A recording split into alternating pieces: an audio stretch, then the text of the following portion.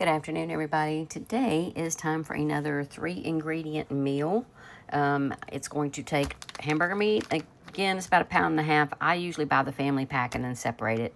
You're going to need a can of cream of mushroom soup. You got a can of cream of mushroom soup, you can pretty much make anything.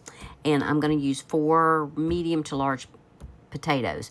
To season, I'm going to use my seasoning blend, or you can use like an onion, 1 small onion if you just want to use onion. I'm going to season it with salt, pepper, my mixed up salt. I use this pretty much in everything, and then garlic powder. So I'm going to get all this put in. I'm also going to be making, I had some green beans from our garden from last year, so I'm just going to make this to go with it. You don't have to, of course, if you got a can of green beans, corn, make a salad, whatever with it. But I just had these, so I wanted to make them. So in this, when I'm doing my homemade, my fresh greens, I always put onion, or I put my seasoning blend, depending on which one I have. I use bacon bits, I use salt, pepper, garlic powder, and then the crazy mixed up. And I'm going to put about probably 4 tablespoons of butter in here. I'm going to get this started cooking at the same time, because these, since they're fresh, they're going to take longer to soften up. So I'm going to get those started at the same time I'm getting my meat started. So I'm going to get everything going. You do brown your meat with all your seasonings and your potatoes. So let me get it all started, and I'll be right back. Okay, so I did have to cook the hamburger meat a little bit first, because mine was frozen, so I had to add some water and kind of thawed a little bit in the pot. That's why some of it looks brown. But anyway, I went ahead and added my onions in here, and then I'm going to put my seasonings, which, again, with seasoning is to taste, but what I always recommend is just doing a sprinkle across.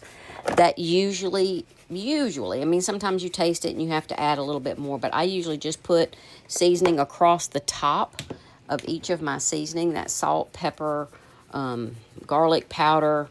Of course, you can use regular garlic if you like. I just usually use the powder, and then a sprinkle of that.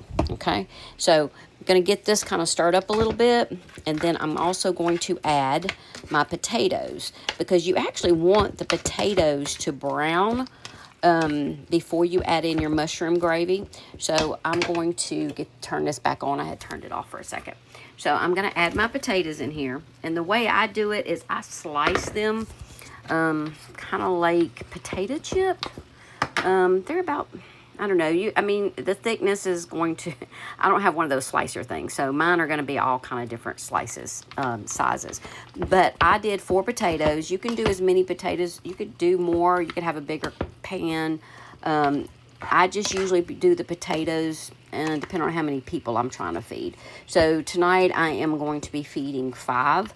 So this should be all I'm going to need. So I'm going to cover this up. I'm going to keep stirring it, because again, you want the onions and the peppers to get clear or to get softened, and you want to brown the potatoes before you put your cream of mushroom soup in there. So I'm going to get this started real good, cover it up, and then I'll be back. Okay, so my meat is browned, and the vegetables are clear, and the potatoes have started to soften. Now, no, they are not soft yet. And normally, like I said, if the hamburger meat would have been thawed out, then the potatoes would probably have gotten a little browner before I added my mushroom, but I don't want to overcook the meat. So I'm going to go ahead and honestly, there's no right or wrong way. You don't have to brown the potatoes completely. So that's just something I like to do, because it, helps with the texture. So I'm going to put my cream of mushroom. And what you do is you put 1 can of cream of mushroom, and then you're going to put, for water, you're going to put a full can of water. So you're going to make sure you get all the little bitsies out of here. Okay. And then you're going to add 1 can of water. Now, once you get this all stirred up, if it needs more water, that's fine, because again, the potatoes are going to absorb a good bit of the water, as well as the seasoning. So before it's all over with, I might have to add some more salt, pepper, things like that. But always wait until it's about almost done when you're cooking with potatoes, because potatoes will pull a lot of the seasoning out. So I'm going to get this stirred up real good, make sure it's covered real well with the, everything's covered, and I will be back in just a minute. Okay, so I did have to add about another half a can of water to make sure. You want to make sure all of the potatoes are covered. You don't want to water it down too much, of course, but you do want to make sure that your potatoes are covered so they'll have time to cook.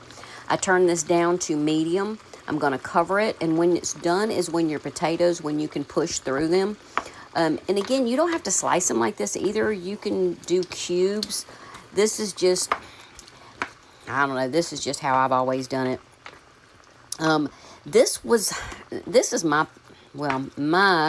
recipe of, I seen years and years ago, there was something called Rodeo Hash, and they had potatoes and hamburger meat, and they made a gravy and all this stuff with it. This is just a quick way because, again, cream of mushroom makes a great gravy. When you cook it in with beef, it gives you that beefy, thick texture. So I'm going to finish cooking this. My green beans, I forgot to say you add water to cover your green beans, of course, if they're fresh green beans. But they're getting to the texture I like. They're softening up. They're about on a medium high, so they can get good and cooked. So once it's all done, I will show y'all the finished product. Okay, so you are going to be stirring this as time goes.